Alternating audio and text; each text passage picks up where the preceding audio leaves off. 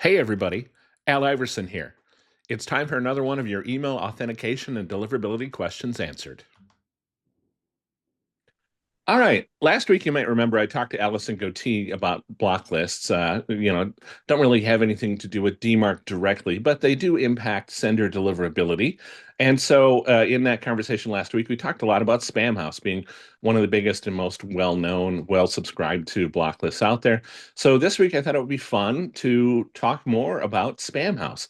And to that end, I've invited Andrew Barrett from Spamhaus. He's the head of policy and engagement for Spamhaus, who I think of as really the leading block list or reputation provider. They go way back to the late 1990s of the golden age of block lists, but they're still around today as a leading reputation services provider, if you will. So please join me in welcoming Andrew. Hey, Andrew, how are you? Al, I'm really well. Thanks very much for asking me today. My pleasure. Hey, thank you for doing this. I really appreciate it.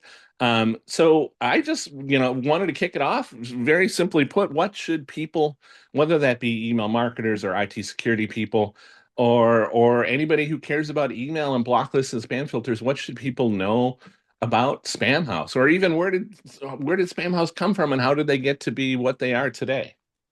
Well, that's a great question. And as you mentioned earlier, the Spamhaus has been around for a long time. The golden age of block lists. There used to be, many different flavors of block lists, each of which tried to do slightly different things, but in a similar way, distribution via DNS zone files. And you and I actually worked together at one of the world's first block lists way back in the day, Maps with Paul Vixie and that crew. So yeah, there's a lot of history there for sure. But as long as block lists have been around, they've pretty much operated in the same way, that distribution via DNS. And the reason I think that they're so popular is that they allow owners and operators of large infrastructure to actually stop bad messaging, whether it's spam or malware or an exploit or something like that, at the very distal edges of the network. Without that ability, they actually have to ingest that traffic before they can actually take a look at it and see if it's good traffic or bad traffic. And that has cost. It has significant cost. And so if they're able to stop that traffic at the edge, they can avoid all of that costs that's associated with the traffic that they really didn't want in the first place. So until some better, more effective mechanism arises that allows people to do something similar, just in a more efficient or a less expensive way. I think block lists are going to be around for quite a while. Now, Spamhaus is quite broadly subscribed to. Just a quick search Mm, online of bounces, you can see that this is fairly discernible publicly that Yahoo uses it to filter mail, Microsoft uses it to filter mail, and multiple other very, very large providers. So I tell people, and I recognize this from back in my deliverability days, that if you were listed on a Spamhaus block list, it is very likely that 60+% of a typical B2C marketing email list could end up getting rejected. I also make the point, though, that most of what Spamhaus is really aiming to do is to prevent the baddest of the bad, right? There's so much ugly malware and bad stuff out there that goes way beyond people not doing double opt-in or doing, marketing mail, that when marketers get caught up in it, they tend to think that, hey, Spamhaus is targeting me. Why can't they go work on better threats? Versus what's really happening a lot of the time is that marketers are doing something bad enough that's making them show up in the same way that really bad guys show up. So if right. you wanted to impart some deliverability and best practice knowledge into email marketers, newsletter senders, what have you, what would you tell them about how to stay on the right side to prevent Spamhaus issues? That's a really good point, Al. It reminds me of the story of somebody getting pulled over by a cop and they're really kind of upset about it. And they look at the cop and say, "Hey, why don't you go stop some real crime?" And the fact of the matter is, with both the police and with Spamhaus, is that actually we are. We can walk and chew gum at the same time. And so we are stopping bad guys, and we are often listing otherwise legitimate senders who are perhaps being a bit aggressive in their application of best practices, being a little lenient in terms of their list hygiene and data quality and things like that. So the answer is yes, we're doing all of those things simultaneously. And to your point, the universe of badness is much, much bigger than just those ordinary marketers and ordinary brands trying to advertise their services and products to a receptive audience. So it can feel very pointy when you're on the wrong side of a Spamhaus block list, but we think we're there to do do good for the internet. We think that our mission means that we are preserving email as a viable channel for marketers.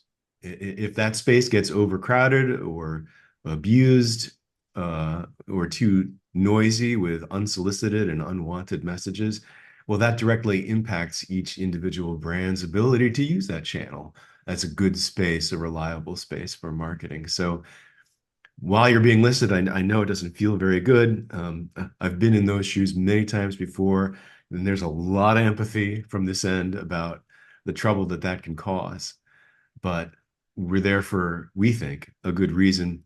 And perhaps more importantly, so do the folks who actually use that data. They think it's being used for a good reason too. So I think the reason why we enjoy such a broad presence in the space is because we are making deliberate choices to be quite conservative in how we list IPs or domains that appear to be associated with unwanted traffic or unsafe traffic. We always try to err just a little bit on the side of being less aggressive, being more conservative.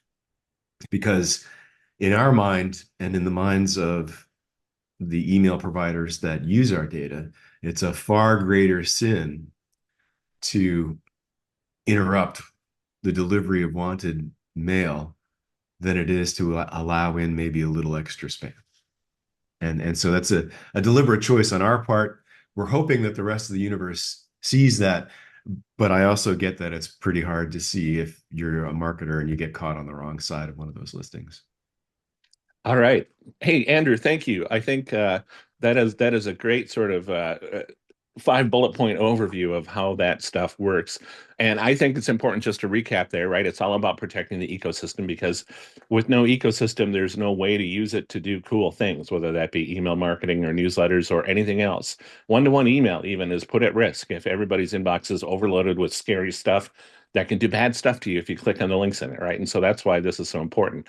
And I think the final thing there that I would just reinforce that you said, um, or maybe you sort of hinted at this, why, what drives Spamhaus to be so broadly used and well respected. And that point there is for me that sites have to choose to subscribe to the Spamhaus data, right? You are not forcing your way into Yahoo rejecting mail because of a Spamhaus listing. Yahoo, for example, whether it be Yahoo or Microsoft or Bob's email service, if they want to reject mail from Spamhaus, they have to take a proactive action to configure that to do that. It's not something where you have the way to stand in the middle between somebody else. And I think that's something that sometimes people forget, especially if you think back to our time at Maps back in the old days where people were screaming that we were interfering with their business, right? And that's boy, that was a different time. But the truism of it is still kind of there and matters more than ever. That if you're doing something bad and you're getting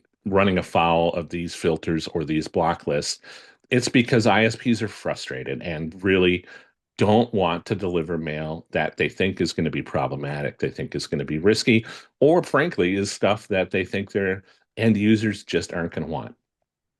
That's right. Their job is to maintain a pleasant and curated email experience for their end users. And if they can't deliver that, the end users go away. And that means your recipients are going away and aren't reachable anymore via that very same channel. Yep. All right. Andrew, thank you so much for doing this. It was a pleasure to talk to you. I really appreciate it. And thank you, everybody, for watching today. Stick around for the next one, and I'll see you around. Anytime, Al. All right, that's everything for today.